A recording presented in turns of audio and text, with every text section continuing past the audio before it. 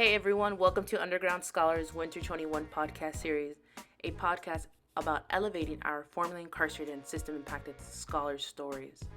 You'll get the chance to listen to our members and advocates supporting USI 3 pillars through recruitment, retention, and advocacy.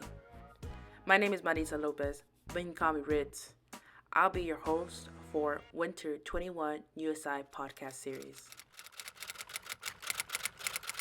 In today's episodes, our guest speaker is Diana Rivera.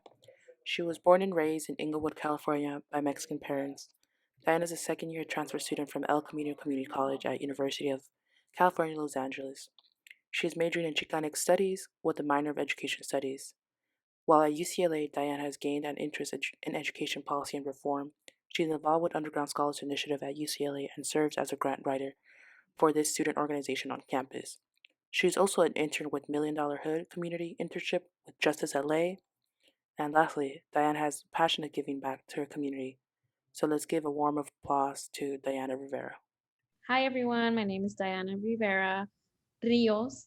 I am from Inglewood, California. I'm a transfer student from El Camino College. I am now at UCLA, my second year, studying Chicanic Studies, hoping in a double major with African American Studies and minor in Education.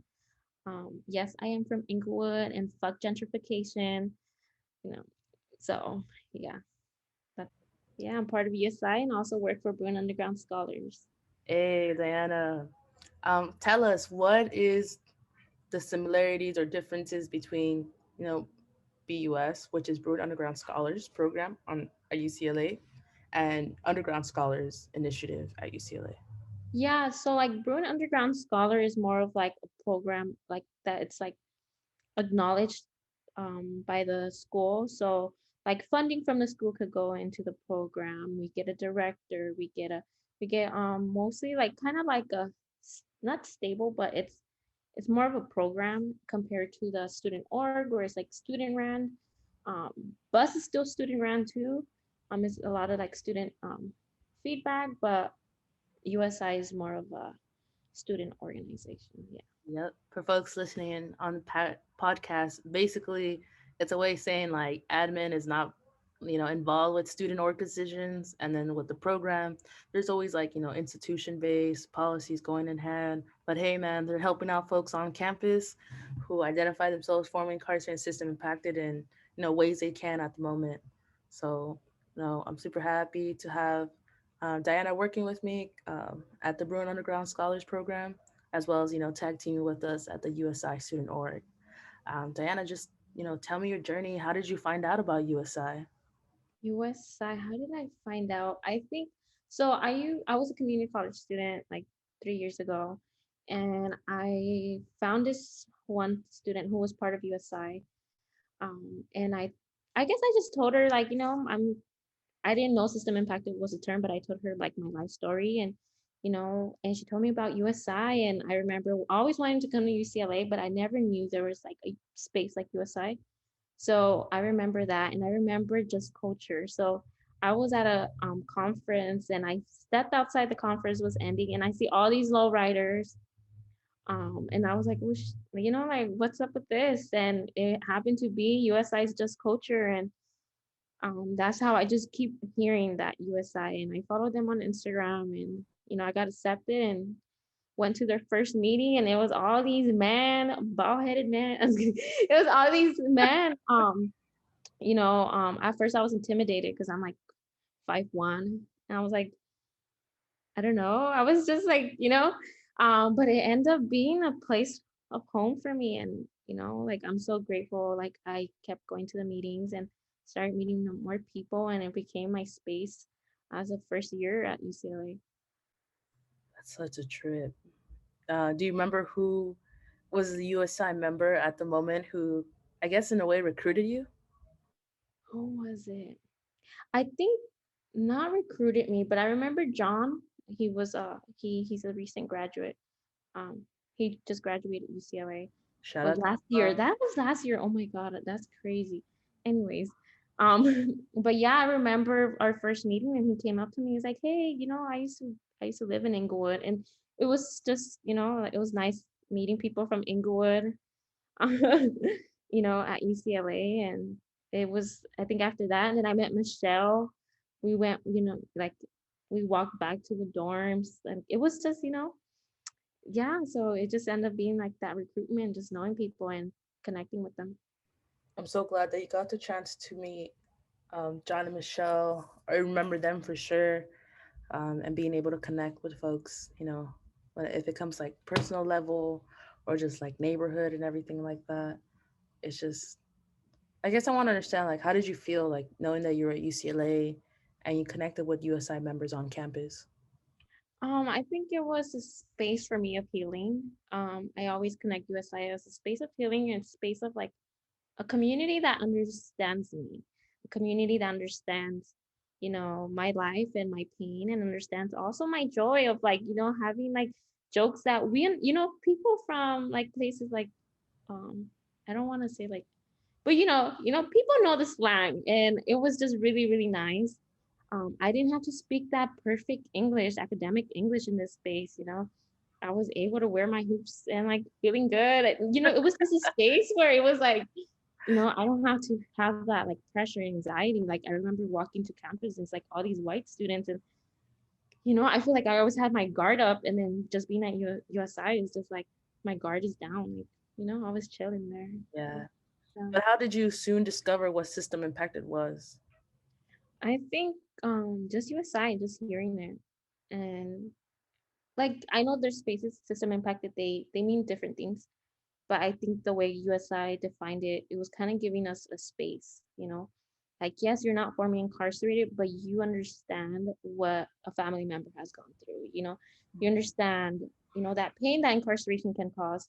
So for me, yeah, that's when I just knew like what system impact it was, because they just kept saying it. Like, there's like these two groups um that share similar pain, or so yeah, so that's how I just knew, just going to the meetings and just hearing that term. And then since then I've been using it. Like if I identify myself in some spaces, system impacted. Yeah. And I think this is where I'm gonna dive deeper into the question, right? As in, do you remember or do you like have any like moments of conversations with anyone that remembers who kind of just like kind of sparked you and you're like, you get me, you understand where I come from? Girl, you already know you. Yeah, I think you, yeah, Ritz, it has always, we talked about it. And although I think I like to say like we don't share the same pain, like I feel like it comes different. Um, but the way I see you doing your work reminded me of what I used to do at a really young age. Um, so for folks who don't know, my brother passed away like 7 years. That's so crazy. Like it's so crazy. Like how time goes. Like 7 years. And before that, he was in and out of like juvie. Then he turned 18, and then it starts going to like adult institutions for some. Um, and I think just talking to you, seeing you, like worry about your brother, like, and just hearing other folks like, oh, like the cause, the collect cause, and all these stuff, I just connected with that. I was like, I was really young, because I'm not sure if other folks have experienced this, but I know in my family, it was always he's doing that, he's paying for it, like, Yeah. he wants to do that, then, that's on him. And I never saw it that way. I always saw it like, he needs somebody. Like it can't just be him. Like you're in the inside, and you can do anything for yourself on the outside. So for me, I did like I was really, really young. I was like probably like 14, understanding like the calls, when my brother would call, like, like I would like get mad at my mom. She didn't want to answer because she didn't have money, but I was so frustrated. So I started seeing a lot of that appear at USI again, and being like, damn, like that's what it means to be system impacted. Like I Damn. remember that, but it also been a place of healing and being like, this work has to be done, because if we don't do it, who's gonna do it? Yeah. Now knowing about system impacted terminology, there's two things that I've learned. One thing is, being a loved one who has been incarcerated. And I also learned about folks who have loved ones who have been deported. That's also a form of being system impacted. Um, But something that I learned was that my mom is a system impacted person, not through my brother, but she tells me in Mexico, my aunt, my grandma, one of her kid, he was locked up. He was always locked, like he was in and out and everything like that. But he was killed inside the jail or the prison.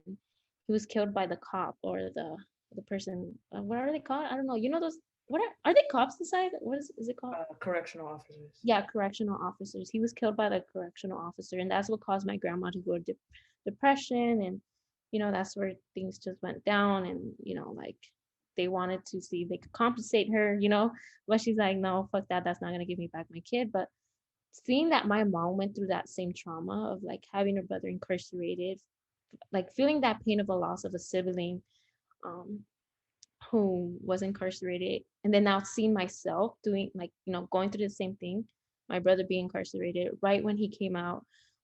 He was killed like a month after. um you know so it was just kind of seeing like this also like generational trauma, like seeing that my mom went through it, I went through it, she knows what it is to like lose a brother and have a brother inside the system. And I, like that's where I felt like I also connected with my mom, but also there's also that barrier that we don't talk about it. Um, it's just kind of like a little small convo and like, okay, we just go on with our day. But knowing that, my mom's also a system impacted person, it's kind of like crazy. Like, her Yeah. feeling that, knowing the trauma of her mom and then knowing her own trauma, like of, you know, of seeing her kid being killed and being locked up, and like learning how to navigate two different systems, from like Mexico to now, and how things operate like maybe different here. And then also like my mom also had a brother who was deported here in the US. So it's crazy. Like it's also like generational trauma and some trauma that also immigrant migrant parents go through. That I think is something that we need to highlight too. Like, they go through probably things that, they have the language barrier, they have the status barrier. Like, how do they navigate that? How do, you know? So yeah, so like I think realizing this conversation, like, damn, my mom is a system impacted person too. Like Damn. not to my brother though. I'm wondering, do you ever have these conversations like terminology guide with your parent? Like, I'm not saying like, oh, educate them, nothing like that. Obviously, because they walked the experience or like lived it too. But do you ever take a piece of USI at home and share with your family members about like, just us, like, or like people who are like here in our school, or like USI members? You get me? Do you ever share those Yeah. stories to your mom or dad? Yeah, yeah. I tell them. Well, I think mostly my mom. My dad doesn't really. I don't know. My dad's very. He would blame my brother a lot. So I feel like he still carries like blaming other people like inside like the system and everything like that. Hmm. Like, dude, your son was in it. Like, stop acting like you know. Yeah. But with my mom, I do talk to her about it, and I show her all this work that I do. And sometimes she gets scared, I guess, because she's scared of me feeling pain or like that trauma or like um so yeah, like I do talk to her about it. She gets happy. She supports me in every way I can, and she knows I love helping folks and sharing resources. And she always like sometimes she always tells me to share like resources because you don't know who might need them. And the more you give, the more you get back, and just keep sharing. Like, if it's not for you, it's not for you. And she always tells me that. So girl, that's why I share everything that I find out about. Like, if it's not meant for me, it's meant for someone else. But yeah, I do share my mom about USI. I tell her about URIS. I'm like, oh, conocí una niña, not niña, but I say mi Una amiga. chamaca ahí también los La pasó chamaca. igual. Yeah, but I tell her like she knows like that's where I hang out. That's Yeah. my place. Oh Yeah. God. I think whenever talk to my mom about like USI, like it gives her some hope for my brother. You get me? Because like, Mhm. folks don't know like I have a brother who's locked up right now, but he's coming out next year, so I'm excited. Been Yay. already like it's gonna be 10 years, dude. Oh So it's God. been a crazy gap, and I'm 22, so I guess 12 at each one, something like that. It goes by so fast but so slow. Like it's A decade, yo. Like, yeah. yeah. So I talked to, because I feel like there is like culture barriers, like understanding these things too. One of the things is that they look at me and they're like, "Oh, you're doing good you're at UCLA, right?" And they have all this hope, but then when it comes to my brother, there's no hope at all. And I'm like, and then when I see everyone here, like at USI, I'm like, dude, my brother can do it. Like, we got some homies out here who's working on their PhDs, like, and formerly incarcerated. You get me? Like, I'm like, I'm not surprised. Like, like my brother, like when I'm on the phone with him, he's like, dude, I'm street smart, but I don't know about book smart. And I was like, dude, schools want to learn about you, dude. They write books about us all the time. So Mm-hmm. now why take advantage of this moment and just do school? Like, you can do it, bro. Like, I see like OG members, Javier, Danny, what is it, Sarah, like all of them, like JD. I'm like, dude, my brother, like I see my brother, like I know he can do it. And then yeah, and you know what that reminded me of? Froggy. I remember Froggy telling us like these are the experts, like and your brother's an expert in this. So like he could do it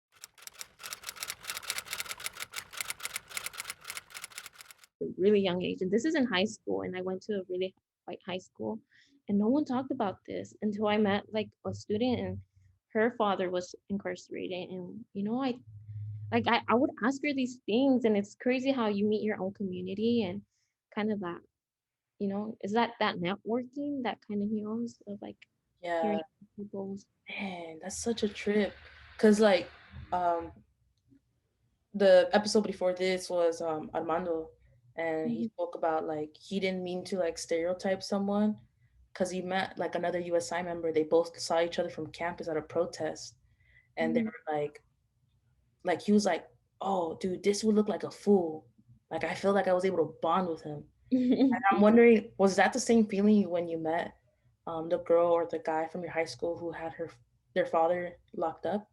Like, Yeah, like so I was at a white high school, and like this is not talked about. These students, they're not, well, I assume they're not going through this. Um, but I remember bonding with her, and I just felt like someone gets it. Like, finally someone gets it because my family don't get it. Like they do, but they do that blaming, like it's his fault. And yeah, like I bonded with her even with food stamps. Like somebody here has food stamp and they depend on it, just like my household does. So it was like that, like like it just creates like we bond in a certain way, but then we start bonding in like more other things, like and it's yeah, it created like a safe space for me at school because like no one went through this that I knew. what do you remember the first question you asked her, like about just like I guess you can say like system impacted questions. Yeah, I think I was like, "Oh, you get those calls too? Like, do you actually pay for them?" Like, like asking her, like, "Do you answer to pay them too?" Like so, like, and then she's the one that told me, like, "Oh no, sometimes like we don't answer them. Like they'll be expensive." Hmm. And I was just kind of like, "Oh damn!" Like, Yeah.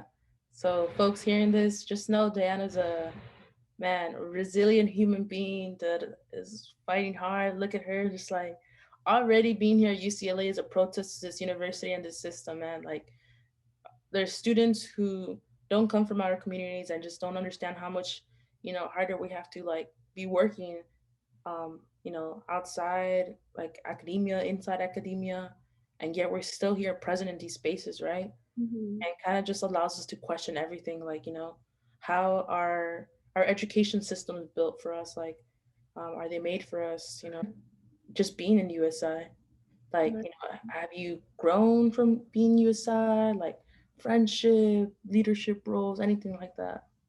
yeah, I feel honestly, USI opened so many doors for me. Like, I think that was a place where I learned how to do grant writing. Like, I remember we were trying to plan for Beyond the Bars, and like I didn't honestly, like I'm that person. I go out to the writing center all the time, and I was like, damn, how am I gonna write a grant for this org? Like, this is too scary. Like watching me get denied, and what am I gonna say? Like, oh yeah, I don't know how to write. But yeah, like that taught me, and then after that, like I was able to like I just learned how to organize and kind of see like certain things of how to like move through like as a student org and the things you have to do. and all the work and labor that goes into it. So shout out to organizers, like, um, they be doing like really badass shit, and always inspire me to, you have to do it for your community, but also taking care of yourself. But USI also taught me the language. Like there's that the USI language, and it taught me the importance of language and spaces, and like respecting spaces. Um, because when I like honestly, the language, like there's certain language that is not accessible to our community. We grew up hearing, oh, he's a gangbanger, he's this, but we that's in a way that I learned that that's dehumanizing folks. Um, and USI taught me how to what kind of terminology is important in spaces. So yeah, like I'm doing research now, and I'm making sure my terminologies are not, aligned with what USI does, and make sure that I use the proper language if I'm going to focus within the community. And I've seen research that they focus on, like, quote unquote, like criminal justice, and then be calling folks inmates. I'm like, dude, you're doing this research and you call it you know. So that's what USI has taught me, is the language. Dang.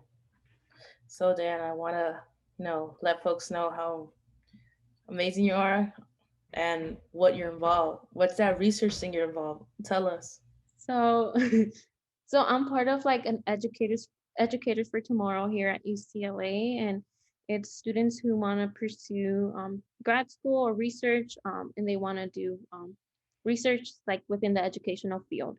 So I am part of that cohort, and I am researching system impact with students and how they navigate spaces like UCLA, and how even like those spaces, the way they navigate is a form of healing, and also rejecting social stereotypes that have been placed on incarcerated folks. So that's what I'm researching, and because I dude, it'd be hard sometimes. Like I've been going through it this quarter, so I've been not thinking about my dreams. I'm like, I can't do it, but I had to remind myself, like, you know what, we've gone through shit that we thought we would never like come out of, and now we're here. Like I'm like, what? I'm at UCLA, researching, advocating for people like my like brother. Like what? Who would have thought of that? Tiny but hella mighty, bro. I'm just letting you know. Oh, I like that. I'm gonna get that tatted. I'm just uh, kidding. what would you tell like yourself, like, because you said that you kind of started doing this a lot on your own, like at the age of 14. Like what would you like, knowing now you're like 23, like what would you tell your 14-year-old self about what you were all going through, like looking out for your brother, explaining to your parents, also just pursuing education? Yeah, I'll think I tell myself, like, you'll learn how to navigate these stuff. You're gonna learn it, and you're gonna use it for a purpose, and like be patient. Like you're gonna know this language, and you're gonna understand it.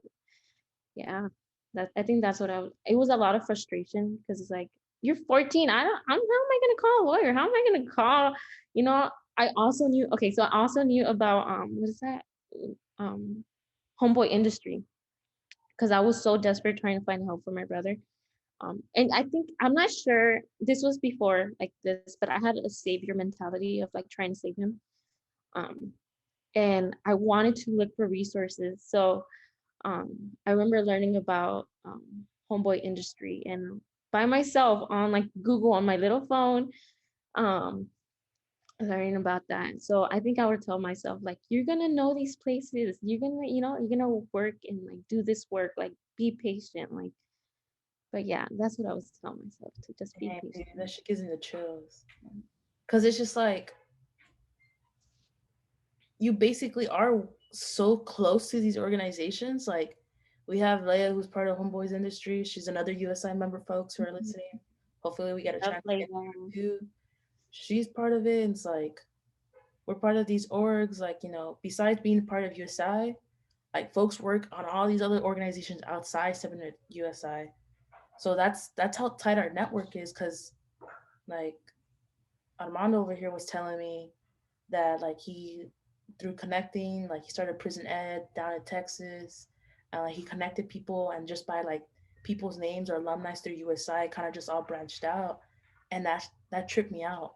I was like, dang, like trust me, like upcoming year folks, like freshmen or like transfer students who come into USI, they're gonna hear your name and be like, hey yo, Diana did $1 million herds. Oh hey yo, Diana's at this. Like, how can we link up with her and ask her questions about this org she's part of? How Yeah. does that make you feel? I don't know. It's just beautiful. I don't want to be cheesy and be like it's beautiful, like but it's really really nice because it's like no, I haven't met a selfish person in USI. When you're at these places at UCLA, people gatekeep the resources. Like they won't let you know about opportunities. They won't let you know about these stuff. But at USI, everybody's like, if I don't get in and you get in, we're celebrating. Like, Dude, it has never been of like, oh, you got in. It's a place where it's like, we're not competing with each other. We're trying to like make sure we all, get these opportunities. And if you got it, then, we're proud of you. And that's why I'm so grateful with USI because it has given me so many opportunities and like networking and spaces like cafe 580, like 580 cafe. That's we call it, whatever, I saw that it's called 580 cafe, and I'm like, wait, I called it cafe 580. yeah, So it's 580's Cafe. I think you're thinking of Cafe 50s. That's what. probably, but Yeah. I want to tell folks what 580's Cafe is. So, if anyone who's a prospective student, incoming student, like who, USI member coming into UCLA for their first time, there's a virtual 580 Cafe. But when it was in person, like, it was just like a church down the block of Hillgard. Folks come in, eat food, yoga, study zone, print stuff, like food mm, vouchers. It was a lot of things that place will hook up. Like Jean, like is the executive director of 580's Cafe. Um, I love it. It's kind of just all positive energy. They're very welcoming to like all communities, like undocumented community, like LGBT community, formerly incarcerated, system impacted community, and so many more. everyone, Everyone, bro. just don't be a racist. Even them haters be stepping in. Yeah. Oh, that's so funny. Oh, share about your experience because you have been a committed Breaking Bread fellow. Oh yeah, Tell I'm there. folks- let me share what Breaking Bread is, and then you tell us your experience, like in person and then virtual. Okay. So, Breaking Bread is intentional breakdowns of barriers for formerly incarcerated system impacted students encounter on campus, it in a community. So students share a meal, concern, success as they connect with others that identify ways to strengthen and support another. So now, Diana, share with me your highlights, funny moments, random moments about like Breaking Bread. Okay, my funny moment. I forgot when was my favorite Breaking Bread. Maybe today. Today was so funny. But in person, I think my favorite was when they had pasta. Heck yeah, they had some. No, actually, they had, they had baked potatoes, and I did not know how to like prepare my baked potato. I don't eat baked potato, like we just eat like taquitos and papa, but I've never had a baked potato, so I didn't know how to put the chili on. Like I was like, wait, how do you? I just put it on the side. Apparently, you have to put it on top of your potato. I was like, I don't know how to do this. So I think that's one of my favorite part because I don't know, you just start learning new stuff, you know. That's And hilarious. You're like, where's the tortilla for me to put the I potato? know, I'm like, wait, it's just papa, a big potato con frijoles on the side. Um, but yeah, so that was my favorite. And then one of my not favorite, some folks came to, interrupted our breaking bread in a very disrespectful way. But, we had people who were able to tell them, like, you know what, this is our safe space. Like, we could talk about this later. And then my favorite online virtual, it gets sad because it's just, I miss like sitting with everyone, talking and joking around and I miss that, but online it still has its sweet moments. Like we get to connect and check up on each other during COVID. Um, Yeah, one of my favorite ones was I think it was a church, and majority of their congregations were I think they were Japanese American, and they mhm, spoke about their experience being in concentration camps. mhm, So I think folks forget about that lens. You get me? Like, what does like being incarcerated mean? and folks forget about the concentration aspect of it. Um, like they're like elderly ladies were talking about how they grew up in there, like that was their school. They had certain meals, and I just found that very impactful. Like we shared a meal together. It's like we're from two different, race, ethnicity, age group, generations, and yet like we understood what was a carceral system. Yeah. That was intense, man. Yeah, and I think there's so many different terminologies and spaces that is part of like the carceral system. Um, yeah, I remember that Breaking Bread. They were really, really nice people. What is something you want to leave behind at USI? Like something people will remember you. USI. I think I think just the jokes. Like I feel to me, I think healing is a form of like laughing. Like I joke around about, you know, sometimes you shouldn't be joking about certain things, about certain pain. But that's my form of healing and that's my form of bringing light to some stuff. And I feel like that's what I I gave or I felt at USI was we were always I was always cracking jokes or like little side jokes, and I feel like only if you were around me you can hear them sometimes. Um, but like that, like just laughing in that space. During the last months, our communities have been vigorously discussing and taking steps to make sure that our schools are eliminating barriers and providing the support and opportunities that will ensure the empowerment and success of students of color and other marginalized groups. We are here sharing this statement to acknowledge our brothers and sisters who are currently incarcerated.